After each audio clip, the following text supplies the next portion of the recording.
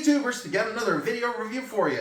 So this one's from a company called EGRETECH, and the reason I'm smiling is because I have tested this thing off camera, and I usually don't get excited about a small portable power station, but man, this thing is a really powerful unit for such a small package.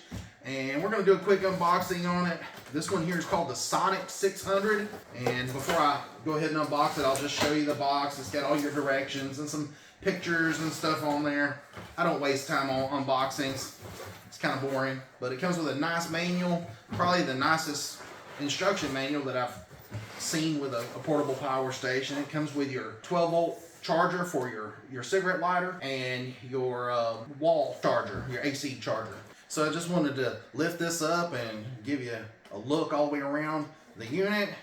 It only weighs just a little over 11 pounds, so it's pretty light. And one thing that I do like about it is its size. It's slim enough to where you can, set it in the back floorboard of your car. A lot of these power stations won't even fit in the floorboard just because they're kind of big and clunky. But this one's pretty small. I went ahead and measured it. My measurements come out a little bit different than theirs did on the box and in their manual and on Amazon. But it measures 9 7/8 inch long, 5 1/2 inch wide, and then 7 1/2 inches tall, and that's to the top of the handle there. So as far as the battery that's inside the unit, it is a lithium-ion battery. It does have a capacity of 499.5 watt hours of capacity, so it is a pretty big size battery for the size of this unit. Now, it claims that it can run 600 watts, but it has some new inverter technology to where you can power something that is 1200 watts.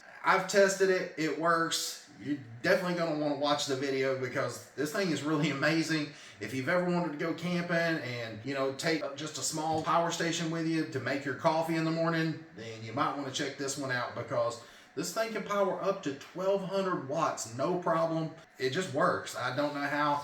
I don't know if they're just underrating the inverter or what, but I'll read what it says here on the internet to you so I don't explain it to you guys different than what it says. EGRETECH G-Wave Overload Inverter Technology can drive 1200 watts of equipment at a 600 watt rating power without overloading or damaging the appliance. EGRETECH Power Generator supports up to 6 devices powered simultaneously, which can drive 90% of common equipment such as rice cookers, mini fridges, hair dryers, fans, and drones. So this unit here, before I get too far into it, it says that it has a 2-year warranty, and the battery chemistry on this one is a lithium ion, and it says that it's rated right here. It says this service life of this product is 2 years, and its battery is able to support at least 1,000 deep charges and discharges. It's not as many charges and discharges as I would like. I would love for there to be more, but that's just what it's rated at. And truthfully, in 2 years, there'll probably be something out way better because the technology is just getting so amazing right now. I mean, as you can see. But anyways, we're gonna jump to the front here, and I'm gonna go ahead and turn it on. The way that you turn it on is there is a power button here, but you don't just mash it because it won't turn on. You actually have to hold it in for 3 seconds before the LCD display will turn on. And that's good because let's say you're walking with this thing, you're hiking with it or carrying it to your car or whatever. You don't want to just accidentally touch that button and it turn on and wear your battery down. It tells you right over here on the side, that is your battery indicator. It tells you how much charge you got. Now, it doesn't tell you a numerical amount. It just tells you like a block type style graph. And then right here, you've got a DC button and an AC button. And the way that it works is you mash one of these buttons here and it turns on all the DC circuits, and then you mash this button and it turns on the AC outlet right there. So I'm gonna go ahead and turn it on, the DC, and you can see that the display lights up and it tells you that there's 99 hours left. And the reason that tells you 99 is because there's nothing plugged into it, and that's as high as it can go on here. Right next to that is your wattage, and it's at 0 watts because there's nothing plugged into it. Then down below it lets you know that the USB right in here is ready to go, and then it says over here the USB Type-C is ready to go. Then right in there it tells you that your car charger is ready to go. It basically just lights everything up and lets you know that everything's ready to roll. You're ready to plug everything in, do what you need to do. And then if you want to plug in something to the AC side, that when you turn that button on, you can see that it turns the AC light on right there. Now, right in here, like I said, there is your two USB-C power delivery ports, and those are rated at like 60 watts each. And then down below, you've got your two USB quick charge ports, and those are rated at 36 watts each. That is really neat to have two of the USB-C ports. Most power stations usually just come with one. So that's nice to have two on there since it's getting to be more and more popular. And then over here to the side, you've got your little cigarette lighter cover that goes over top of it. And you know, if you're wondering what you can do with that, I'll show you that here in just a second. Right above it, you can see that there is a charging port, and that's for where you would plug in your solar panels. That right there is a 5521 port. It's for like a plugging in a barrel connector. And that 5521 port is also for plugging in, let's say you're gonna plug this cord into your cigarette lighter in your vehicle, then the other end would plug in here. So this little port here on the side, this is where you want to plug in your AC charging cable. Plug it in just like that, and then you plug the other end into a wall outlet, and that's how you charge the unit. Now, I do like this because there is no charging brick. There's none of that big brick that you have to keep up with. You just got a little cord, and let's say you want to take a piece of Velcro or something and wrap it around the handle. You've got everything that you need right there all in one. I wish they would have put some sort of Velcro around that so you could always have it with you, or stick it underneath, or make some sort of cubby for it. But I really love not having to carry that charging brick around because you always forget it. So it's nice to be able to have that one cable and have everything built in to the unit. So a few minutes ago, I was talking about that 5521 port there, and I said that's where you could plug in your car charger in there and also your solar panel. Now this unit does accept up to 100 watt solar panel. Now it has to be between 10 and 22 volts in order for it to work, and it has to be under 100 watts. Now I went ahead and turned the unit around to the back, and I just wanted to show you that it has a light right in here, and then down below it has a vent, and then there's a cooling fan on the inside. But I'm gonna go ahead and turn the light on, so watch your eyes. You mash it one time, there is just your regular flashlight. You hit it again, and there's like an SOS. And then you hit it again, and then it's doing the flash. So you hit it again, and it turns it off. Now, one thing I like about this unit is, like I said, the charging cable here. It doesn't matter which way you plug it in. There's no right or wrong. You just push it in, and it's kind of hard to push in, but that's good because you don't want it to fall out. But the good thing about the charger on this unit is it's built in, so like I said, there's no charging brick. And then you'll notice right in here that the wattage starts jumping up. It says that it's putting in 146 watts to charging it, and it'll keep ramping up. And I've got this plugged into an AC outlet over here out of frame where you guys can't see it. So I just wanted to let you know where that power was coming from. But you can see right there, it's 192 watts, and it jumps up to somewhere around 400, but I've seen it get up to about 350 or 60 watts. Now you guys can see right in here that it's up to about 319 watts, and it's almost at a full charge. It says it likes about 8 minutes to being fully charged, but this unit charges really fast. This thing is able to go from 0 to 80% charge in 1 hour. Now, if you want to make it a 100% charge, it'll go from 0 to 100 in 1 hour and 40 minutes. So this thing does charge super fast with that AC plug right there. So if you're going to be using a cigarette lighter in your vehicle to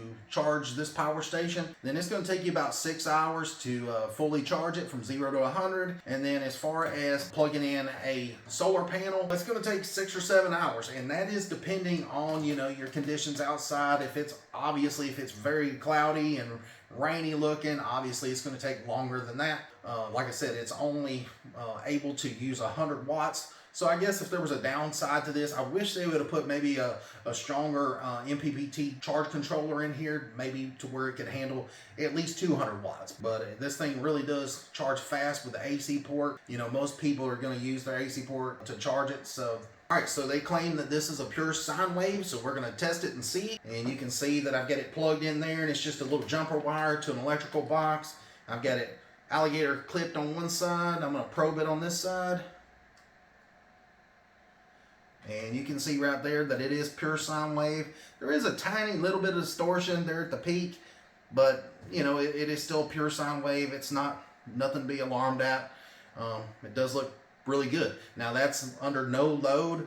All right, so in this test, I'm gonna go ahead and we're gonna test the sine wave with it under a load, and then also I've got the watt meter plugged in here, and I'll be able to tell you how many watts this thing is putting out, and then also it'll tell you how many watts this thing can surge up to. So when I first turn it on, you know, this hairdryer is going to surge up a higher wattage, and this unit actually does tell you what the surge wattage was, so it records it on here. So I went ahead and hit the reset button there in the middle. If you're interested in this watt meter, I'll put a link down in the description. This thing is really neat though. It's like 10, 12 bucks or something like that. But anyways, we're gonna go ahead and turn it on. And you can see that it's at 171 watts. And that the oscilloscope is still doing fine. It's still perfectly fine. Still 170.5 watts. Let me go ahead and take it up higher. Now it's at 465 watts. And we're going to kick it up even higher. We're going to take it all the way on high. That's high right there. And you can see that it's jumped up to 809 watts. And you can see the oscilloscope is still nice and clean, no distortion. Now the surge watts, you can see right there, it says the highest amount of surge watts that there was when I first turned it on is 810.2. So that's quite a bit. I mean, considering this thing is rated at 600 watts and they say that it can put out 1200, you can see right there, it already put out 810 watts. As far as the voltage, it's sitting at 115.1, so that's right on par at 60 hertz. So that's right where you want to be. So now we're going to do another test, and we've got a 1100 watt Mr. Coffee. Don't even use coffee makers. This is just something out of old yard sale junk. And I'm going to plug it in and see if it is able to make some coffee. It'll take me a minute to figure out how to use this thing. I don't drink coffee. So officially, I went ahead and got it turned on, and you can see right here on the meter on the power station, it says it's putting out 628 watts. And then right here on the watt meter, it says it's putting out 652.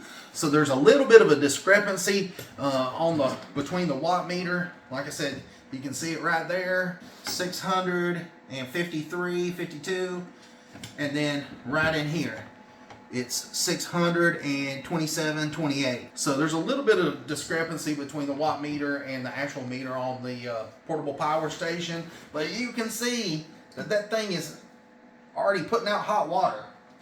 That's pretty amazing for a unit that's rated at 600 watts, but it's able to do 1200 watts. Usually when you get a portable power station, it's rated at 600 watts, and it might be able to do 1200 watt surge for just like a few seconds or maybe a minute or something.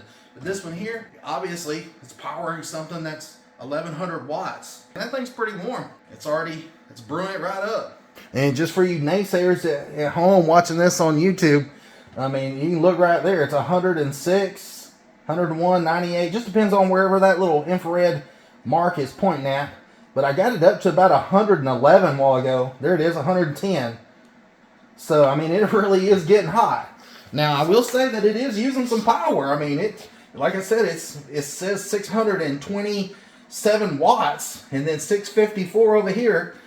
And it's still able to do it. I'm not sure how it's able to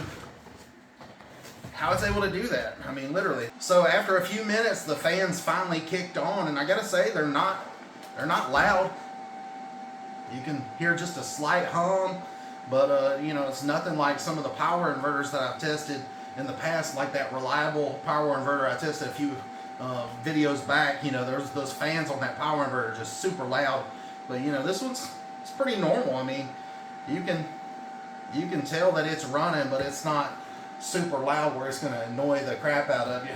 But again, you can see this thing is still running, putting out 627 watts according to that, and 656 watts according to this. Another thing I wanted to point out, let's say, you know, you're camping, you're running your coffee, you've got this thing hooked up to a solar panel, and it's charging during the day.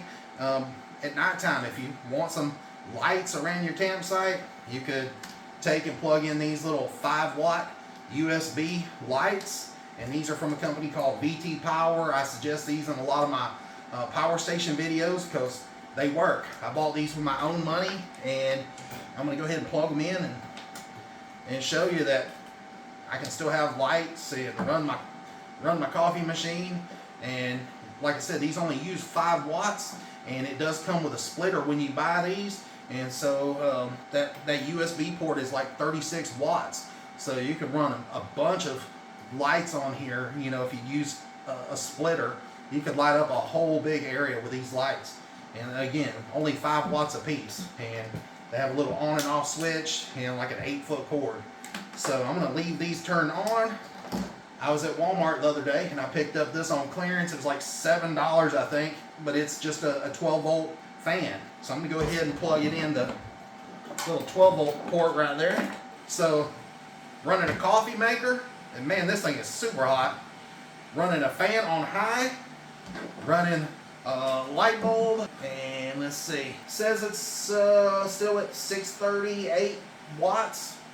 And obviously it's only probably going to measure just the AC. It's probably not going to measure the DC stuff because it's such low draw. But according to this watt meter, the coffee maker is still using 654 watts. And like I said, these are putting out about 5 watts. I'm not sure on this one, but I mean, literally to be able to run all this stuff just off this portable power station is pretty amazing.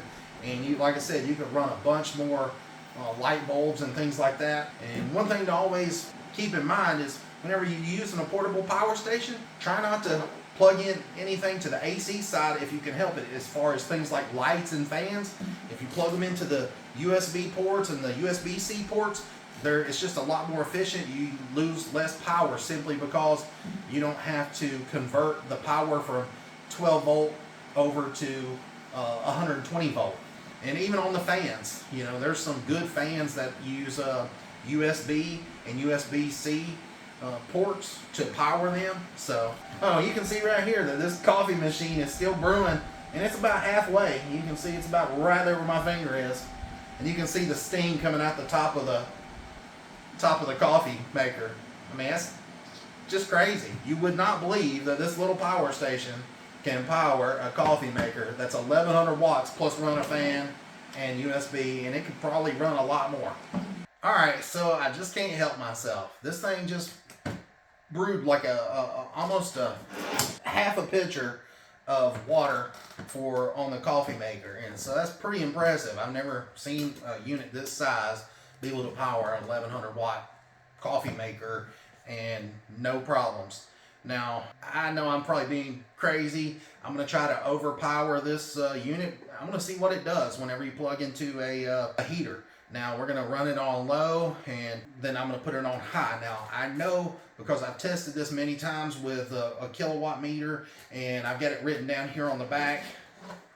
You can see there's my writing. It says that it puts out 1,581 watts on surge, and then 1,422 watts once it stabilizes out. So I don't expect it to run it at all. If it did, it would be a miracle from heaven. I just want to see what it does when you do overpower the unit. I want to see if it does shut down or just what happens. So let's try it. So I went ahead and got it plugged into the watt meter there, and it says on the display there, it says that it's using 1 watt, and I guess it's that display there is using 1 watt, and then on the watt meter it says 1.9 watts.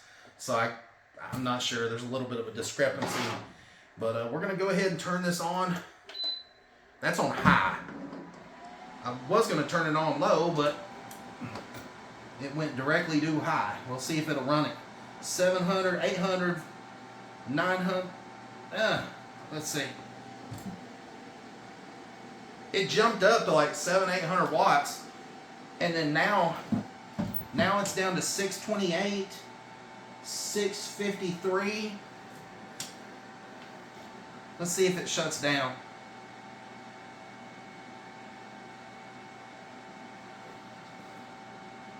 It's still putting out heat. I mean, seriously, it's probably not to its 100% potential, but it's still putting out heat. Still putting out 626 watts, 656 watts. I mean, that thing's still putting out. The fans are on. So, I gotta say, man, I'm overpowering this thing. I mean, I just don't understand how this thing's supposed to be putting out 1,400, 1,500 watts, and this thing it's lowering it down somehow. I'm not real sure. There might be some expert out there that knows more about how they're being able to do this with this technology that I don't understand. But gotta say, it's running it. Is it running it to its full potential? No, but is it still putting out heat? Is it still working? Yeah. So I'm gonna go ahead and turn it off before I blow it up or anything. But I gotta say, very, very impressive. The cooling fans actually just turned on, but right here on the very top towards the front, it's about 96 degrees and about 92 towards the back, and that's because the cooling fans are on the back. And so, gotta say, I am very, very impressed with this unit. So I've showed you guys here in the test today that this thing is able to run some high wattage items that you wouldn't normally be able to run with a power station of this size. And so I'm going to read that to you one more time. It says right here that the EGRETECH G-Wave overload inverter technology can drive 1,200 watts of equipment at a 600 watt rating power without overloading or damaging the appliances. EGRETECH power generator supports up to 6 devices powered simultaneously, which can drive 90% of common equipment such as rice cookers, mini fridges, hair dryers, fans, and drones. So I'm not sure how they're doing it. I just know that, you know, whenever I had this plugged in, it wasn't using 1,100 watts. When I had this plugged in, it wasn't using the 1,500 watts. It, you know, but it's still able to power it somehow and not, you know, go crazy and shut down. So again, like I said, I don't understand how they're doing it. Some new technology, but it seems to work. Gotta say, pretty shocked at how this thing performs. And so for the amount of money that this thing costs, I mean, I think you're getting a really good bargain. Now, as far as the things that, you know, I would love to see them upgrade on this is, you'll notice that there was no wireless charger. And, you know, a lot of the portable power stations come with like a wireless charger here on top where you can put your phone on there and it charges. This one doesn't have that. Does it necessarily need it? No, but you know, I think it would be nice to have it just simply because if, you know, you're not carrying around a charging brick to charge this unit, well, you don't want to carry around a phone cord to have to charge your phone. If you accidentally leave your phone cord laying somewhere, you don't want to have to not have a way to charge your phone. So, you know, it would be cool if they did add a wireless charging to the unit. Second of all, I would love to see them put a bigger MPPT charge controller, something where you could charge at least 200 or 300 watts of solar. And for some people, you know, you might want another AC outlet. I'm fine with just the one because you could always run, you know, a little splitter on there. But it would be nice to have another AC outlet, and so you would have two. But I understand they're trying to go for a minimalistic size, and I get that. And I really do appreciate them making something that's so compact and so lightweight and so powerful. So anyways, I really appreciate you guys sticking around for this long drawn out review, but I was really excited about this unit and I'm still very excited about it. I can't wait to see what this EGRETECH has to offer in some of the other power stations, because this thing is just amazing. Make sure you like and subscribe to my channel, and make sure you stay tuned because I got some really, really amazing videos coming up. And also, I am an Amazon affiliate. So if you see anything here on the table that I've used in the video that you might be interested in, the watt meter, the oscilloscope, or the USB lights, or even the fan. You can just look down below in the description, and I'll put a link to all the products here. And if you want to use some of the same stuff that I use, I definitely recommend all the stuff on the table. It seems to work well. Anyways, I appreciate you guys watching, and until next time, you guys have a good one. Please like and subscribe. See ya.